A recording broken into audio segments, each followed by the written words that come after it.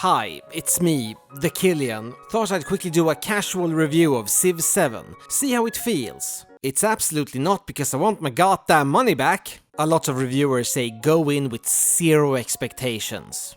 I disagree. I heard the game is terrible, it costs a fortune, and I didn't have enough hard drive space to install it, so I had to quickly finish and uninstall ReFantasio and these goddamn dragons and the last boss. So I'm not going in with zero expectations, I'm going in with pure, unadulterated hatred. The first thing you see when opening the game is link your 2K account to get Napoleon.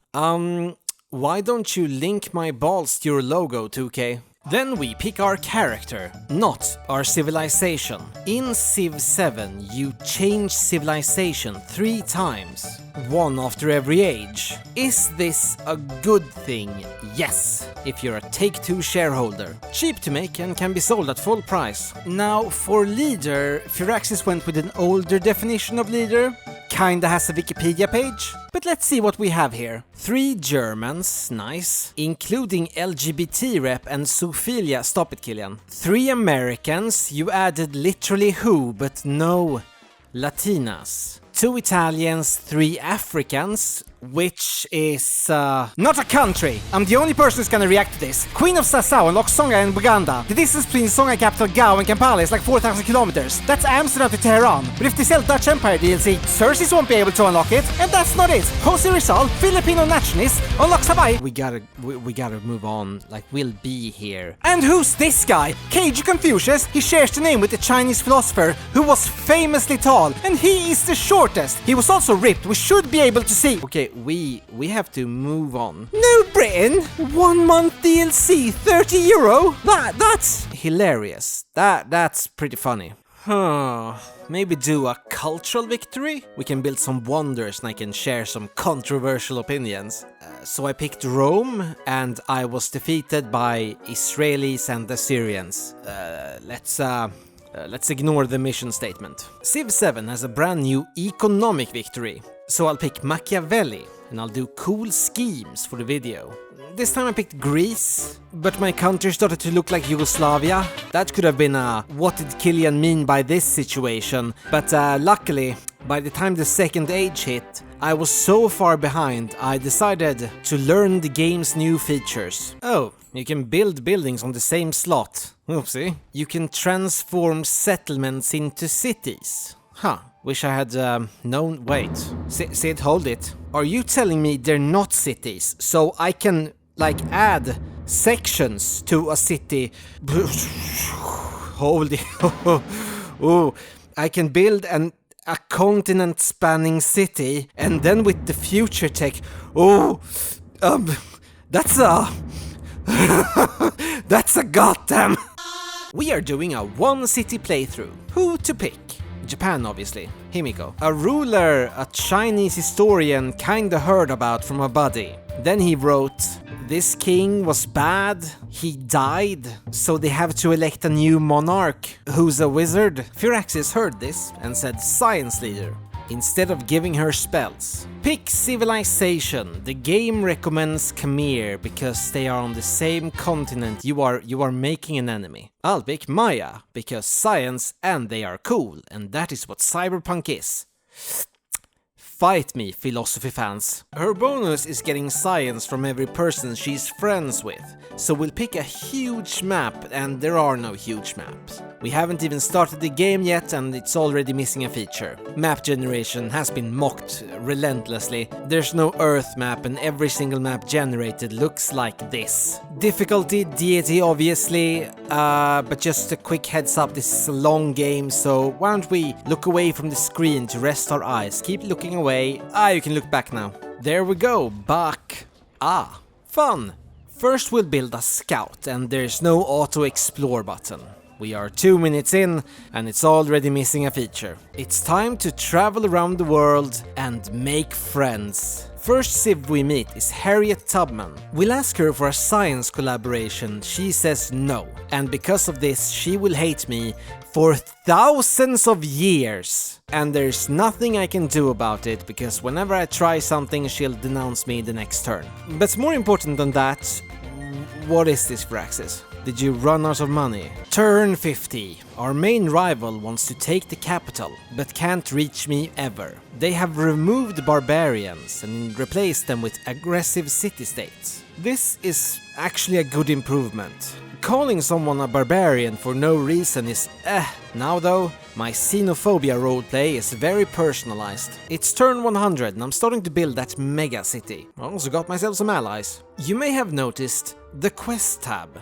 Doing quests will give you attribute points that can, for example, help you build relations, or get you more science, money, etc. Now I can't do them, because I only have one city, but that will help me when a crisis begins. I got the plague and my city got infected. I need to repair it. Usually it can be repaired with gold, but not now. Okay, I'll remove the building I'm building and begin to repair that way. That doesn't work, it just goes on endlessly. What if I build something, then queue up? No, it disappears when it's finished. Restart the game? Okay, no, that doesn't work either. I have no idea what to do. I guess my run is over? Oh, it stopped by itself. Oh, how nice! On my Machiavelli run, I got people hangry crisis. Out of nowhere, I get one of Confucius's cities that I can't sell or raise. I go online and I read on Reddit that you are supposed to get a message that goes, hey, do you want a city or not? I did not get one, so I spent like 30 turns just repairing and repairing and repairing. The game can get really grindy, and then the age changed, and Confucius got his city back. I have no idea why. Did he smuggle a city to me as sabotage? I could be reviewing ReFantasio right now. Age of Exploration. Okay, time to pick a new civ. I got Hawaii and Inca. I don't want either of these. I guess I'll pick Inca because booyah! A Japanese leader of Peru. What could possibly go wrong? The age transfer comes with a soft reset. All your units, trade routes, diplomacy and plans have been thrown into a river. On the second turn, cities pop out of nowhere. The game doesn't tell you that you will lose all your city-state allies and bonuses. It also doesn't tell you which bonuses you will keep. Actually, the game doesn't tell you anything ever. This is a good thing. I think it's because Elden Ring won Game of the Year. They couldn't add lore, so they decided online discussions would be about gameplay features. Why do settlers want to settle on freshwater tiles? Some have theorized it gives a happiness bonus, but some believe there's a darker reason. Okay, every single review, written or video, have whined about the UI. What actually happened? I'm gonna call him. And find out. Yo, Sidman, the UI. You had a young upstart on the team who fixed everything. Well, then try to rehire him, this Luigi. He did what? I have met Mongolian Benjamin Franklin. I have played 2 games with Benjamin, and he's picked Mongolia both times. The Cid knows something, and Lafayette and Pachacuti filled up that stupid hole in the middle of my city. I have a lot of science. The music is good, but it gets very repetitive because you play the game for hours upon hours. But all in all, I think I'm ready for the next crisis. Okay, turn 110. My civ is filled with rich merchants. You guys know what I'm doing. Phase 2 of the crisis, a new elite. Phase 3, 10 minus happiness while at war. Don't tell me. 4 civs are gonna declare war on me. Yup. Crash my city. Yup. Bring it on. Now, I had done nothing to these civs ever, but let me tell you about espionage. Every single civ, regardless of friendship, will spy on you. You are guaranteed to discover them, and then you will lose relation points. There's nothing you can do about it. You can use counterspy on one civ. What does that do? Nothing. It does nothing. The war raged on. It lasted for 2 turns. Modern age. Pick a civ. No Sweden. Bad computer game. Okay, Japan. Everyone hates me because of our 2-turn war. There is no way I'm playing in this state. I have to reload. Firaxis deleted all my autosaves.